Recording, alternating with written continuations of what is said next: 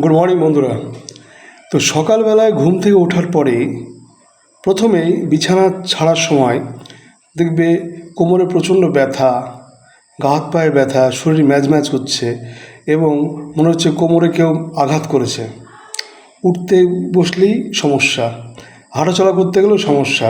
অনেকক্ষণ খুঁড়িয়ে খুঁড়িয়ে হাঁটার পরে আস্তে আস্তে আস্তে কোমরের ব্যথা কিছুটা না হলেও আরাম পাওয়া যায়, কিংবা অনেকের ক্ষেত্রে আরও বেড়ে যায়। তো এই ক্ষেত্রে আমরা জানি এগুলো স্লিপ ডিস্ক থেকে হয়ে থাকে। কোমরে কিংবা লাম্বার ভার্টিব্রার সমস্যা হলে L3, L4, L4, L5, L5, S1 এইসব কোমরের সমস্যা থেকে হয়ে থাকে।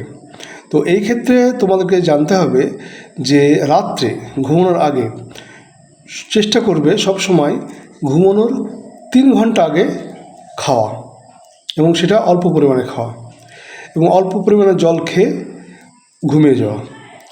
আর তার সঙ্গে যেটা বিষয়বস্তু সেটা হলো যে ঘুম থেকে ওঠার পরে সঙ্গে সঙ্গে বিছানা ত্যাগ না করা, বিছানাতে অন্তত 1 মিনিট থেকে 2 মিনিট চুপচাপ বসে থাকা, তারপর আস্তে আস্তে মাটিতে পা ফেলে আস্তে আস্তে হাঁটাচলা করা।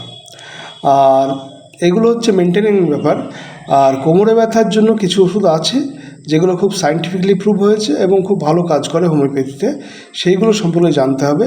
আমি নেক্সট ভিডিওতে অবশ্যই এগুলো জানাবো।